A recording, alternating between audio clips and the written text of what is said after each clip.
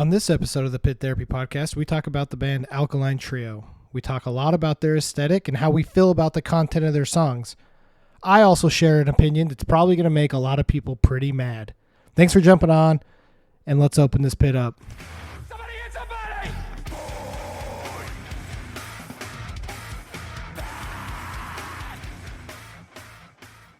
Wow. What's up, everyone? Welcome to this week's episode of the Pit Therapy Podcast with me, Trevor, and I've got Kyle, and Josh is back with us after a brief hiatus. Had some dope work stuff you were taking care of. I can't go way far into it, but it's just military contract stuff. And basically we get contracts, we rip stuff apart, and sometimes we get in a bind. It's a part that no one else can fabricate. So they hand it to me and go, here you go. And Nice. For our last hope. they say, get it from the aliens. Yeah.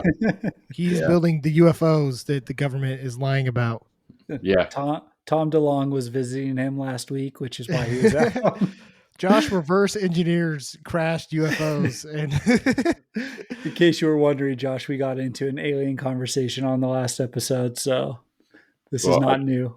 I can't tell you if there are or aren't, but I can tell you that I believe. Nice. That's sick. And then Kyle, man, back-to-back shows this week. yeah, I'm too dang old to be doing this, man.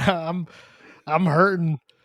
So I went to No Bragging Rights on Monday, and I took my brother-in-law, who's never been to a concert before. Well, he went to like Luke Combs a little bit ago, so like that's I don't his know if that concert. counts. No, that's his concert experience, right? And Okay.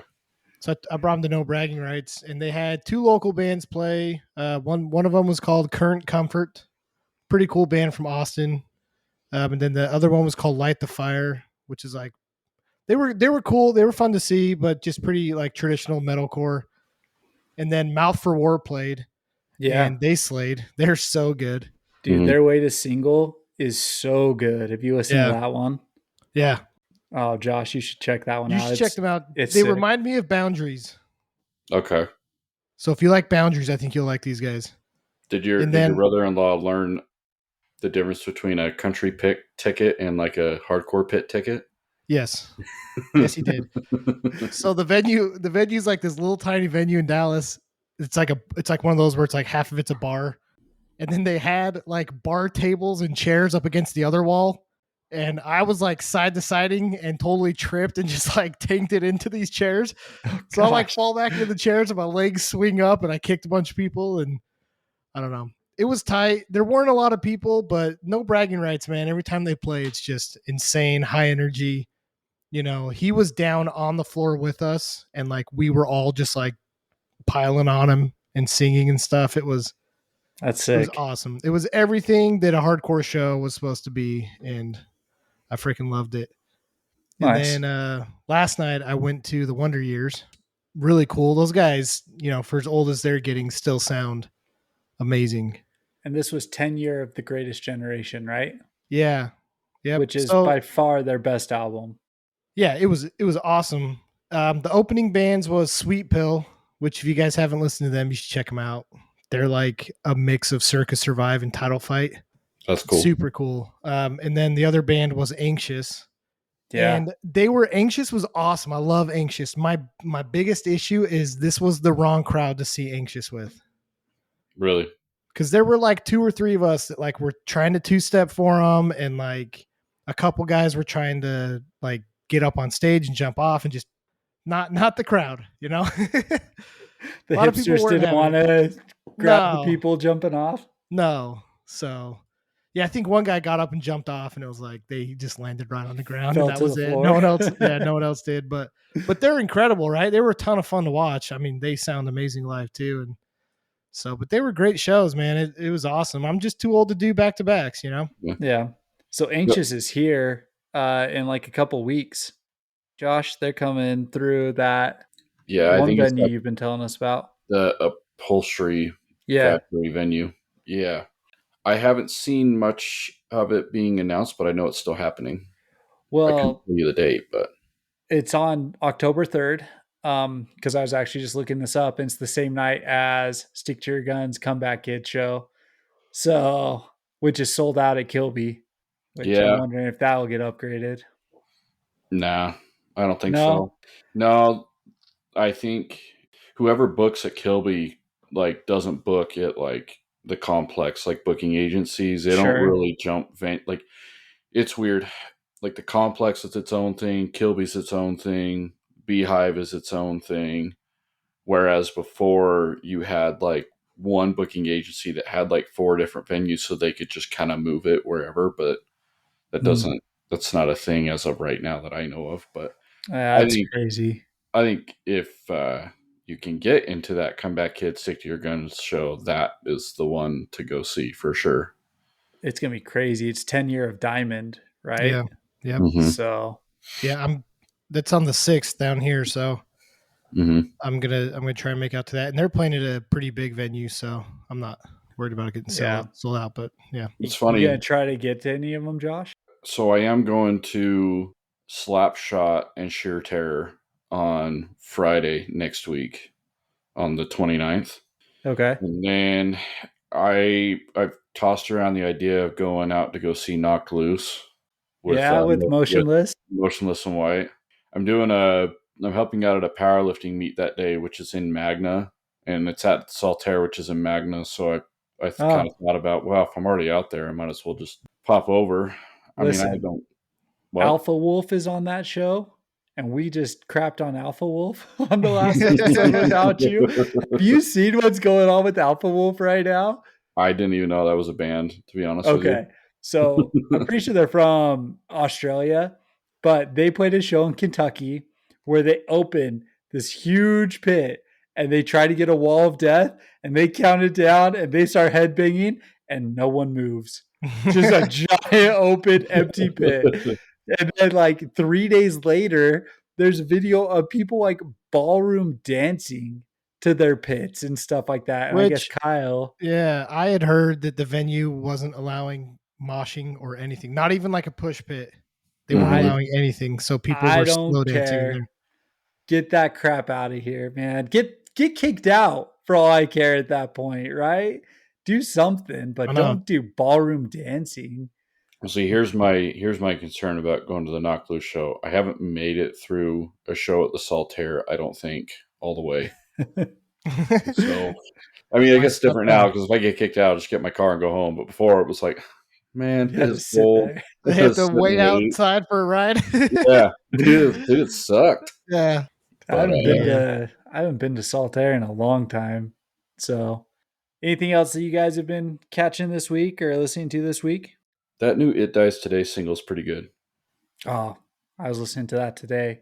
I I really actually, like it. I actually like that more than the stuff they released with the new singer when they switched. Yeah. I thought it was pretty good.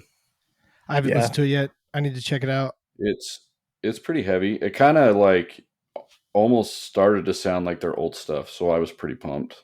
That's cool. It's like a true metalcore song, like what you Mhm. would want metalcore, not this new electronic crap Super that's coming digital out. Alpha Wolf Yeah. type. Yeah. It's not Alpha Wolf for sure. Okay. So I'm a big fan of Being as an Ocean, Mhm. Okay. and they just dropped a new song too, and it's super good.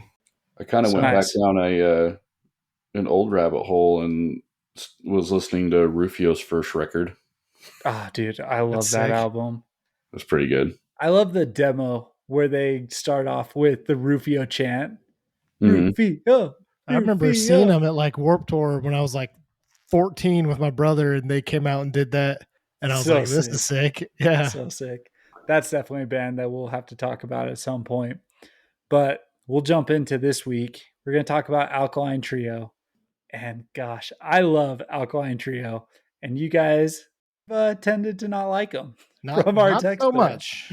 So, You know, I didn't even know they had 2 L's. I thought it was Alkine Trio. And I'm like, are you twisting your words? Alkine. Alkine Trio. Alkaline. So, started in 96. Matt Skiba, not Skiba, Skiba is the vocalist, and he started the band with 2 other guys. 97, they brought in the bass player who's been with them since 97, and then 2001 they got their drummer who was with them for 22 years before recently switching to a new drummer. But my first memories of Alkaline was back in 2001 when they put out From Here to Infirmary.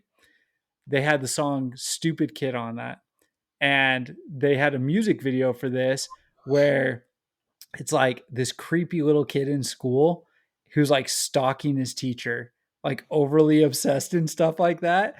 And she rejects him at the end of the music video and he burns the school down. And so like Wow. if that doesn't like he That like sounds takes about his right. he takes his hat off and he has devil horns and stuff like that and all sorts of stuff. But if that doesn't tell you who Alkaline Trio is, I don't know if there's like a better definition or imagery of Alkaline than that music video. Like, what do you guys remember about Alkaline? Apparently, Josh thought that they were alkaline, but what do you guys remember about these guys? I remember We've Had Enough. It was that 2000 off the Good Morning 2003 album. Mm-hmm. Okay. It was all right. I mean, I was really into punk around that time, right? So I was like, this is kind of cool. 12 years old, I don't think you really pay attention to what they're saying or what Lyricism. their shtick is. I just heard the music and was like, oh, this is kind of cool punk. Yeah. And then, that's my memory of them. But I don't feel like when we listened to some of their albums, but I was not like a go home and, hey, I'm going to turn on Alkaline Trio type guy, Mm-hmm. Sure. I remember, I don't know song names very well, but there were a few songs I recognized off of the first record, God Damn It, the 1998 album. They, for me, fit into like the skate punk rock stuff, like Pennywise and like Bad Religion and like Misfits, AFI, just stuff like that. Trended more towards the poppier side, but had a lot of punk to it. So it's almost like they kind of were right on the edge. Or like wasn't like full punk, but it wasn't full pop. And I think that's kind of where they kind of lived in that sound, not just from this record, but even all records going forward. Because they're not necessarily on like pop punk tours that I've ever seen, but they just reminded me of like skateboarding rock, but kind of like what Kyle had said. They weren't a band that I threw on, but I recognized. But I had more taste in bands, like Bad Religion and things like that. Okay. I gotcha. Yeah, that's kind of where I landed too. Was it's like if I was gonna listen to punk, I was gonna listen to like punk music. Yeah. And see, these guys grew up basically kind of idolizing, and that's kind of the direction that the vein they wanted to be in. They wanted to be in the punk scene. So Social Distortion was like the number one influence that they quote. Mm-hmm. And so, like, if you think about that, you're getting definitely down that punk route. But then you have like the Ramones, and then this is where I think a lot of their imagery comes from is the Misfits and things like that. So the one thing that I really like about Alkaline that stands out different to other punk bands for me though is my guess is part of this is why you guys don't like them as much, and correct me if I'm wrong, but like Matt Skiba and Dan, they like actually sing. And like it's not the punk, it's not just like the fast, just kind of yelling kind of stuff like that. Like they like sing and have melody and stuff like that. Do you guys like the vocals with Alkaline? So yes, but to me, it never was. It was never catchy in my ear. Because like this is probably going to start a bunch of controversy, but I really liked the stuff Matt Skiba did with Blink-182. I loved his vocals in that. I thought it blended very well for what they were trying to do for the two records they had him in. And I thought it was really good. But it's funny because then I listened to Alkaline Trio in the last record, is 2018. Yeah. And like just didn't vibe with what he was doing in Blink-182. So like I like it. I think the direction they had with what they wanted Alkaline Trio to be, I just like wasn't catching on. I don't know. Yeah, I never had a problem with his vocals. I mean, I'm a huge ska fan. They sing, and they actually have a lot of like ska influences. Like, we're really close to a band called Slapstick, which is a ska punk band, right? Sure. Yeah. Like, I liked, other bands that sang like, I mean, even the AFI stuff that would be more comparable, like, you know, the Sing the Sorrow albums and stuff, like that was never my issue with it. It was just something else. I honestly, I don't even know if I can explain it that well. I Okay. just like there's a couple songs like I will say that like they're catchy songs, they're good songs, are really good, and then everything else is just super mid. So it's like if I'm gonna listen to an album, there's like one song off that album that I'm like, okay, this is cool, and then the rest of it's like, nah, I'd rather not listen to this. So I actually text that to you, right? Earlier on in the week, as I said, like as I was listening through it, I realized that I love Alkaline. Like I could listen to probably any of their albums. Like I like them that much, but they're a very single oriented band for me. I like their singles. I like the ones that would have been on the radio and stuff like that. And I think the funny thing about this, and this is from a review of the 2001 From Here to Infirmary album. I thought this was like a spot on remark for kind of how I was feeling. It was, and this, I take this as just their whole discography, not necessarily just this album. But From Here to Infirmary definitely started to shape things up with more straight rock kind of sound. I think the previous two albums are really great, but both kind of meandered. I think this album is when Matt and I both realized that we wanted to, and oh, excuse me, this is Dan Stain, the bass player, but he said this is where Matt and I both realized we wanted to tighten the screws up of it, simplify things, and focus more on punching you in the nuts with our rock. Like they're just a rock band and a very simple rock band. Like they're not really punk.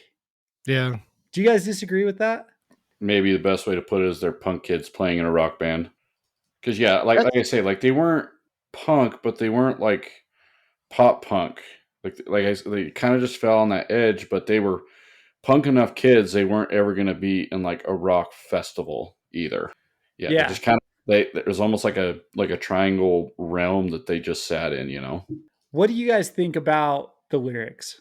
That's like going back right now and listening to them. It's like we were talking about with Attack. This is the same type of thing where I just look back and I'm like, no, what was I thinking? That I have never, and it doesn't matter the genre either. I've just never been down with that.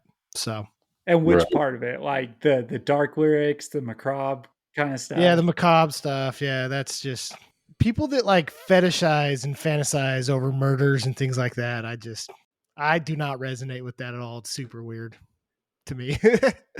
You know, Josh. So, what about you? So, me being the musician, I don't really pay attention to lyrics of any band. Yeah, you've said that. So, like, okay, like we're talking right here, and I'm like kind of just fumbling through, looking at some of the lyrics of some of their stuff, and none of it's like resonating in my brain. So the way maybe I just view lyrics as a general is like, if I don't remember the lyrics and they're not stuck in my head, they're probably not that good. Or for whatever reason, like, I don't know. And maybe it's not that they're not that good. They're just something catchy about it. Because, like, I think we could all probably agree with the Hawthorne Heights lyrics. Cut your wrists and black my eyes. But for whatever reason, it stuck in your head. And everybody knew it. Like, everybody on the basketball team knew it. Every football kid knew it. Every emo kid knew it. I don't know that they knew it for a good reason, though, right? Right, so, but they does knew that it. Count? They knew it. You know, but I get what he's saying. But you laugh though, and you're like, Okay. You can hate the band all you want, but they're stuck in your head. So whatever they did worked. No, that's how I feel about the song Radio. Mm-hmm. Yeah. Because the chorus where he's like, I got a big fat effing bone to pick with you. It's terrible stuff, but I'm just like, yeah, like, all right. That's like the one song in your head. Exactly. That's the one song on that album that I'm like, okay, that's actually kind of catchy, even though it's like friggin' terrible writing, but whatever. I think that's like maybe some of my favorite memories of like earlier bands, like Taking Back Sunday. Like those lyrics are, you know, the cutest without, or cute without the E or whatever. Yeah. Sure, dude. That's those lyrics forever. are brilliant. Yeah, that's forever stuck in your head. You know, Brand New's the same way. The Used is the same way. So did you guys get down with taking this out of music though, but did you guys like horror films? Did you guys like suspenseful films? I'm, Uh, I'm not a horror film guy either. I liked. I don't know. So I wasn't really into the slasher stuff. I mean, I liked vaguely. I liked Freddy Krueger and I liked Jason, right? But I didn't really get way into it. I liked classics like The Mummy and Wolfman. Like I don't know how far back you guys ever went, but like my parents had this whole collection. It was called the Bud Abbott and Lou Costello Oh, collection. cool. And Yeah. it was like they meet the Mummy, they meet Wolfman, or they meet Dracula and all this stuff. I like the old Frankenstein movies. I like the old classic horror stuff, but not necessarily the new gory slash stuff. That just I'm like, eh. So you like the cheesy. You Yeah. like the cheesy horror. Well, it's like I feel like that's like when it first came out, right? And like when that stuff first came out, like people were like deathly scared of it because it was different, right? Yeah. I mean, we watch it now, and I'm like, that's kind of cheesy or whatever because there's no suspense to it. But it seems like everything now, like people try to like, well, what can we do to make it gorier? And I'm just, Yeah. it's almost the same thing with comedy. It's like, how filthy can we get with comedy to make Yeah. people laugh again?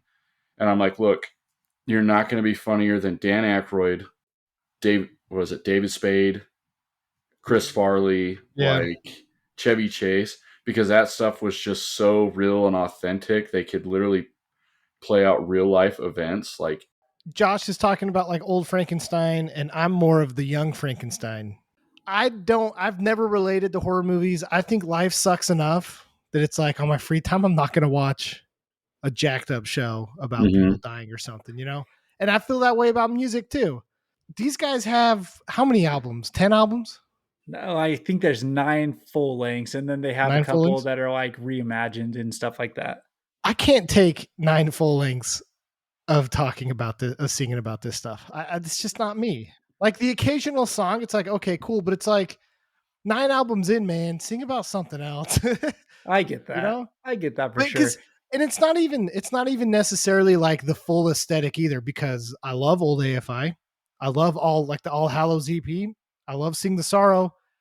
Big Tiger Army fan, but it never felt like as overdone or like beating a dead horse type that I felt like going back and listening to Alkaline feels like to me. So So, and I think honestly, because I love that, like I love the cheesiness and all that stuff, you need and to I check think Trevor's freezer for bodies or something. Then I guess. probably Holy cow! right, but like it's almost tongue in cheek to me. You know what I mean? It's almost one of those things where it's so over the top. They do it so much, kind of thing, that there's a point where it has to just be like, "Here we go again." You know what I mean?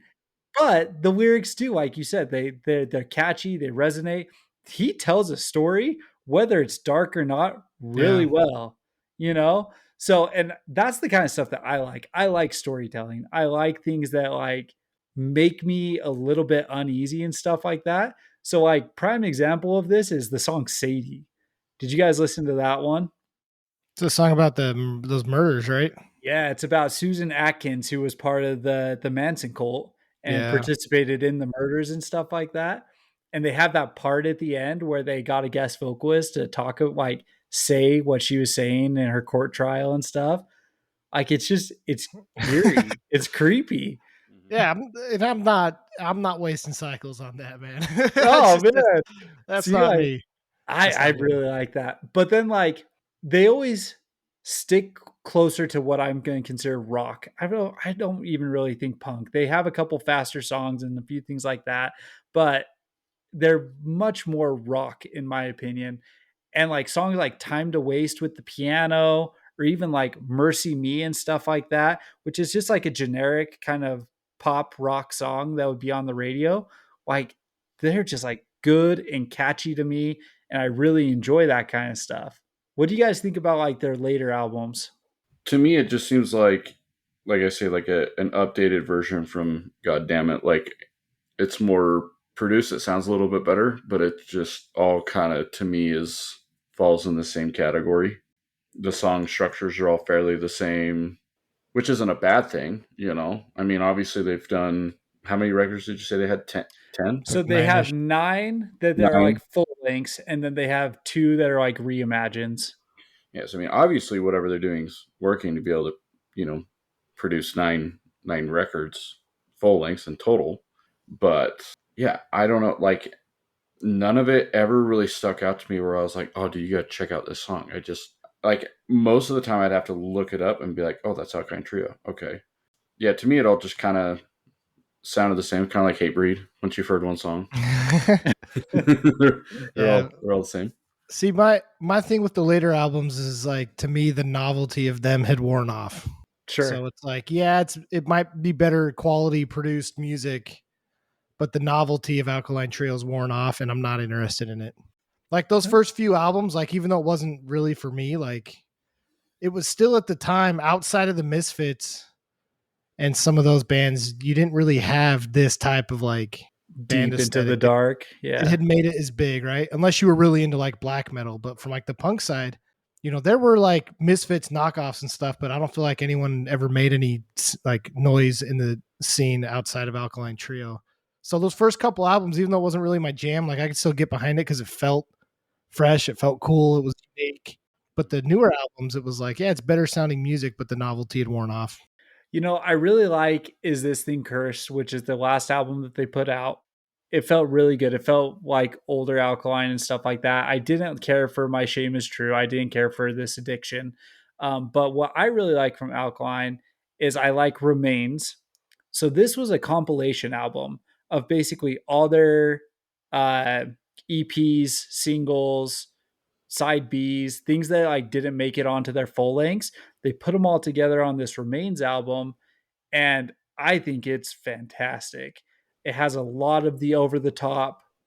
It has like Sadie on there. It has Queen of Pain. It has this over the top lyrically stuff that's happening with Alkaline, which, like I said, it's a bit tongue in cheek for me, but I like it. You know what I mean? What was like your guys' favorite album? Favorite albums, probably Crimson. It's a hard one for me to say between Crimson and Good Morning. I would probably, for me, I would say, God damn it. Like, I think that's the one that I relate to the most. Like I say, when I was farther into that kind of music. But it kind of like what you said, though, like to the album from in 2018, I probably want to say, too, like music just changed drastically by 2018. I mean, from 1998, that's 20 years. So I think maybe that kind of music, like you'd already found different avenues by the time you were 18 years old. So like 2008, 2009, and you're kind of, found your path into something else. I wonder if a lot of people may have really thought about that. Like when you're 12 years old and you're listening to Alkaline Trio, you're not really paying attention to what you're listening to. It's just whatever your brother put on. But how many bands have you actually stuck with that your brother got you into verse from then verse now? It might be like a handful, but Yeah, I mean, we've talked about a few of them with like From Autumn to Ashes and stuff. mm-hmm. I don't think I really listen to them as much now, obviously, but certain bands like Thrice and Thursday are constantly on, and Boy Sets Fire are constantly on. But then we found our different avenues through like Scary Kids, Scaring Kids, and like right. and Divine, which you probably tried to introduce your brother, and it was like, nah, it's too heavy. Yeah. No, like I definitely went way farther down the rabbit hole. Right. And he probably my went brother did. farther down the rabbit hole than who showed him like stuff from the 90s. Like, hey, here's Alanis Morissette. I mean, you were talking about Rufio. Like Rufio is a band that my brother was really into and he still listens to, right? But I listened to Rufio growing up and being like, oh, this is sick. Like, this is cool punk music. And then it was like, before you know it, I'm listening to like Acacia Strain and, way heavier stuff. And he wasn't, right? So that's kind of a cool point that. So what happened to your younger brother in this EDM phase? I don't know. He's adopted. So. Dude, I got invited to go to an EDM thing or whatever. So some of the people I go to the gym with wanted to go. They're like, it'd be way fun, and I'm like, it wouldn't be at all. I'm like, you guys go. I don't want to go. Glow sticks, man. Nah, dude. I don't like people in general, so it's like that. Yeah. No. Yeah. Well, what's your favorite album? So Remains is like, and again, it's a compilation album, right? But that is like what I put on if I'm going to listen to Alkaline. But Crimson it's a fantastic one. Between Time to Waste, Mercy Me, and Sadie, they're all songs that I really like, and they also explored instrumentally. So Crimson is like the actual full length album that I would listen to most often. But then, is this thing cursed, man? I really liked it. I thought it was really good. I thought it was a good take on things. So I'd listen to all of that. But like I said, I could put on probably any Alkaline and be happy. I like it. It's very simple. There's nothing technical to Mm-hmm. Alkaline. Yeah. Like Josh, you're our resident musician. There's nothing technical here. I mean, it wouldn't be technical to add a saxophone either. Get that sax crap out of here. So okay, I so get what Matt's you're saying though. It for a 3-piece band, they are very good. and it's just like it's easy to listen to. We've beaten the horse dead about my weirdness and physical reaction crap, but like I can listen to this all day long and be just totally fine. You know what I mean? Like it's easy. I could turn it on while I'm doing anything. So the lyrics and stuff, the shtick, all that, it doesn't bother you. Like No. you could just be doing like normal, like, hey, I'm gonna be doing work, chilling, normal life stuff while they're talking about gruesome And murders he's and stuff. singing, You're "You've got a cool with funny that. way of showing off your bathroom surgery." Yeah, absolutely. Like I don't Yeah. care. It's fine. I don't care about that. I wonder if I'm in the minority then by saying that stuff just doesn't I click with me. so I think I'm okay with listening to it if I know the background of the band that is producing those lyrics. Like if you're it I guess storytelling is a little different, but say if like a band is talking about how hard they are and they're going to beat up a bunch of people, but like in reality, they don't do that. It's very cheesy to me and I can't like listen to it. There's storytelling. There's a band called King 810. They're from Flint, Michigan, and they have some of the roughest lyrics I've ever read. But Yeah, you they're go into the garbage. you go into the history of that band though, and like what they're saying is things that they've experienced and dealt with and everything like that. So you kind of view the lyrics a little differently, and then you kind of want to listen because it's kind of that almost kind of a history lesson of what they've been doing, and you're like, you guys are nuts. Yeah. But And, it's a different and take. like this is kind of contradictory and stuff, but like Oh Sleeper has concept albums that are about like pretty messed up Mm-hmm. stuff, right? Didn't bother me as much. And maybe it's because it didn't come from a place that was tongue in cheek, almost poking fun, or Mm-hmm. I don't know. I don't know how to really explain that, but like the Devil Wears Prada, like what's that album, Chemical or whatever, Mm-hmm. is a concept album about stuff like that. They both Oh Sleeper and Devil Wears Prada have songs about like See, I and want to that's say what I like think about women getting Alkaline. abused and stuff, but it's like from a storytelling perspective. And Mm-hmm. I can't tell you why. I don't think it's just because it's like heavier music. So maybe it makes more sense that they're telling that kind of story with that kind of music than Alkaline that's up there like, woo, Yeah. singing about people getting ripped apart. I don't know. See, I don't but know. I actually think that is what it is. Like, I think that it's just the form that it's coming in makes it just that much different. But like you said, I can't listen to Cannibal Corpse. I don't like that stuff. I don't like Cannibal Corpse. That is too far for me. See, I like Cannibal Corpse because of just what it is. But it's Yeah. funny to me because the singer, in his spare time is going to hospitals, like terminal Dude, hospitals, and like reading stories to kids with patients. So you're just like, what? the dude you is know? legit. We Yeah, talked about him a couple times. So I have a lot of respect for that band. But I also, the band is what it is. I get what you're saying. I will say this, and this comes from like a powerlifting side of things, and I don't know, maybe this works for you guys. I want to say I think maybe I have just more of a conscience now that I've got kids and wife and stuff, so I can't really go balls to the walls listening to this stuff in my house, right?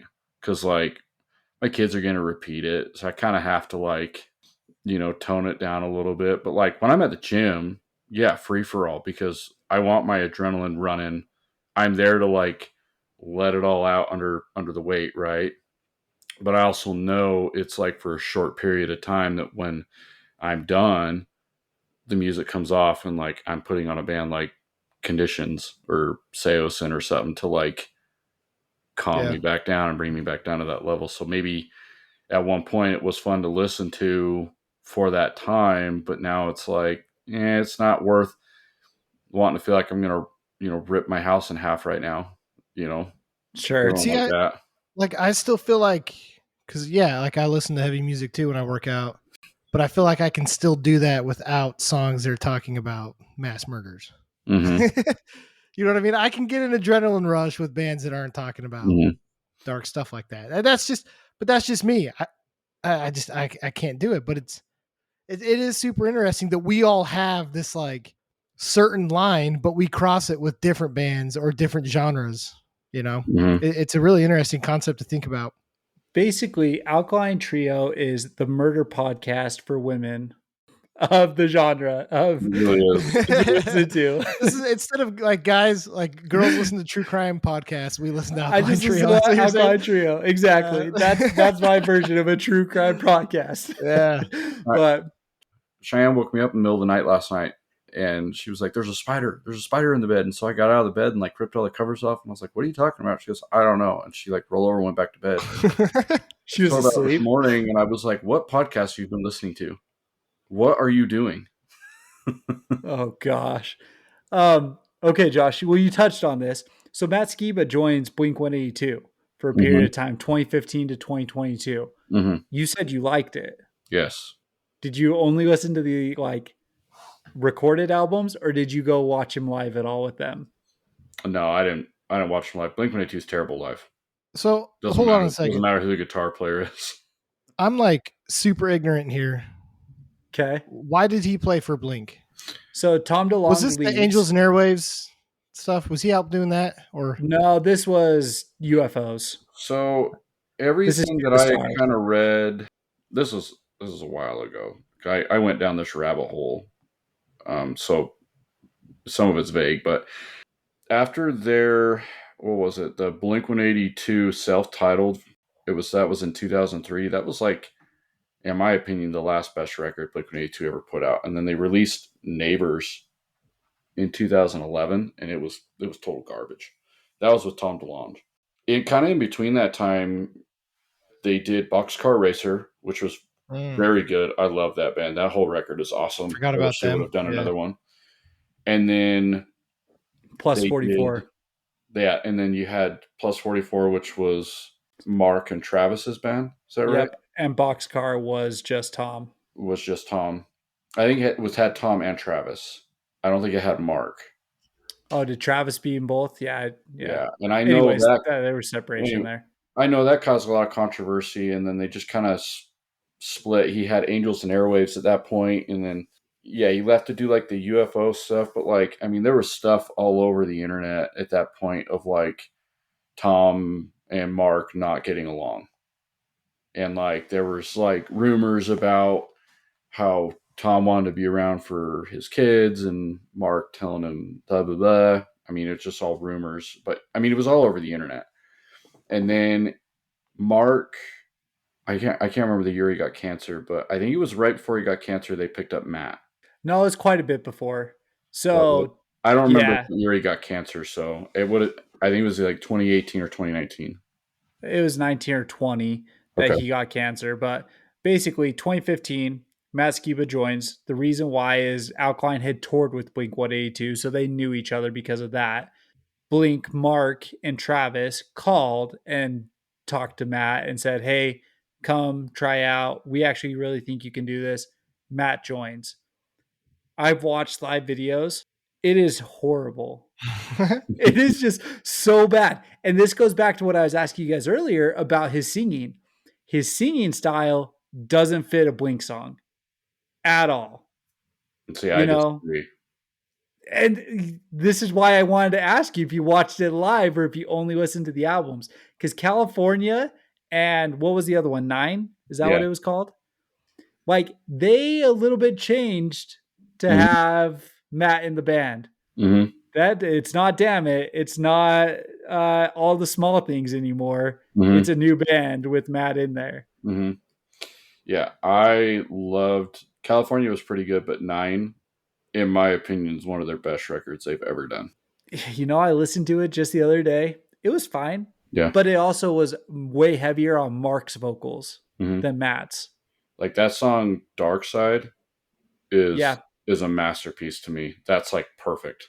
And they've got one of the best drummer, I'll just say the best drummer in punk playing, Travis. But like I would say Dark Side, a song like that would have never existed with Tom. No way. No, I totally agree with that. And I think that that's actually a huge influence by Matt. I like Matt's style of music. Like, this isn't a knock on Matt. I really like it, but he cannot play old Blink songs. Yeah, I don't doubt it.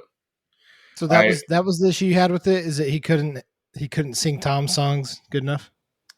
I mean, well, that's the thing is when they go and they play a set and they're playing 10 songs and 8 of them are old songs because that's what people want to hear. Yeah. Like, I have an issue with it, right? Yeah. But So like, it just sounded weird.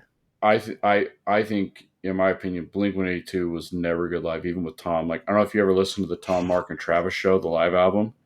It is garbage. It is terrible. So I'm gonna blaspheme here. I've never actually liked Blink-182. All right. Well, you can just drop off now. I'm gonna get a ton of hate for that, but I don't know, man. Somebody asked on Reddit the other day, like, what the biggest like a super popular pop punk band that you just don't understand, and that's it for me. I don't get it. Okay, so let me ask you this, because I actually think that this is a really interesting conversation. We just talked about Alkaline and their dark imagery having causing issues. Is it because of Blink's juvenileness that you didn't like them? No, I mean, I listened to plenty of juvenile stuff. Again, I listen to ska music. I don't know why, dude. It's just never resonated with me. I just think it's cheesy. See, and I know that they have like a ton of influence. I get what they've done for like the music, and I've never, that whole group of pop punk, like Blink, Good Charlotte, Green Day, never understood it. Never liked it. See, and I think that maybe this is where I think this is what I like is it's easy to listen to. It's simple chords, it's simple guitar parts. The lyrics are catchy. They're super silly and dumb and stuff like that. And I like it. I like all of that stuff. I get why people like it. I just have never understood. Maybe I don't get why people like it. I don't know. It's just that I've never liked it. That whole era of pop punk, I've never really liked, outside of like maybe Sum 41. Yeah. And I really liked Good Charlotte, but I don't know if I liked Good Charlotte because Good Charlotte was good, or if it was just like faster paced stuff that I could listen to that my mom wasn't going to strangle me over. Yeah. Yeah. So maybe that's why I listened to it more. Yeah. I definitely don't like Good Charlotte or Green Day. I don't think Good Charlotte would be around without Alkaline because they definitely took from the dark imagery. Hold on, pause. Did you just say you don't like Green Day? Yeah, I don't. Wait. They're on that list too, dude. No, okay. I'll agree half. American Idiot Beyond sucks, but like Dookie is really good. I don't even know what album you're referring to because I've never actually. I mean, the album's name is Dookie. Dude. You got to at least give it a chance. I'm all right. Man. I mean, obviously, I've heard Green Day songs. Like, obviously, I know them, but I just don't really like them. This is a weird take by you, Kyle. This is a weird take. I was in a conversation forever ago with some kid about Green Day, and he was like, "Man, I really miss old Green Day." And I was like, "Me too." And he goes, "Yeah, dude. I remember American Idiot came out, and like, man, that was just such a good record." And I'm like, "Oh, man, that is not old Green Day. Right? How dare you?" Right? Exactly. I'm with you on that. So yeah, I don't know. Overall, I like this stuff. I like stuff that's easy to listen to. I like when it's just cheesy and catchy and stuff like that. And these guys have been hugely influential in the scene. Whether you like them or not, they're a staple for a lot of people. I mean, they just headlined the Is for Lovers tour that Hawthorne put on. So Hawthorne was influenced by them. Every band who was on that was influenced by these guys. Yeah. I mean, I remember some cool shows with them. Like they played with was it Rise Against and stuff? It was Rise Against, Thrice, the Gaslight Anthem. Yeah, that was the tour. That was back in like 2008. I I remember think the seeing only that time one. I saw Alkaline was on Warped Tour. That's the Okay. only time I remember like standing there and actually watching them. I can tell you I went to this show because of Rise Against and Thrice and not because of Alkaline. Sure. But I do Sure. remember going to that one at the Salt Air. I don't think I've ever seen them. Yeah, Yeah. they did a bunch of Warped tours. They had some tours with like No FX. See, and this is the interesting thing is they're very ingrained into the punk scene. They're very ingrained actually even into the hardcore scene as well. I was actually listening to a podcast with Matt and he was with the vocalist from H2O and they're like brothers almost. Matt babysits the H2O vocalist kid. And like they were telling stories of like them like painting together and all sorts of stuff. So they're an interesting band. They've been around for a long time. I really like them. I think that more people are going to agree with me than with you guys. So I'm sure they will. Plus, I mean, you guys have already heard some of my takes on this episode that people are going to never listen to me ever again. So, but I stand by what I said. So next week, Josh, alone without Kyle. Getting kicked off because I don't like Green Day or Blake. You can't No. say you don't like Green Day when you've never listened to Dookie or Nimrod. If you were introduced have- to anything after that, then I mean, I don't know. Like, I couldn't tell you like what songs are on those albums, but I promise you that I've listened to them. well, you were born wrong. I don't know what to tell you. And Josh is pronouncing it Dookie. I'm pretty sure it's Dookie for anyone wondering. Josh is country, so it's Dookie. Dookie. Yeah, dude. Down there by the old creek. Oh man. Yeah, I know a lot of these songs off of Nimrod. Yeah. And they're good. No, they're not. I don't get it. All right. We're done with that on this episode. So, okay. Well, hey. Killed it. All right. We're done. Peace, everybody. All right, see ya. Later.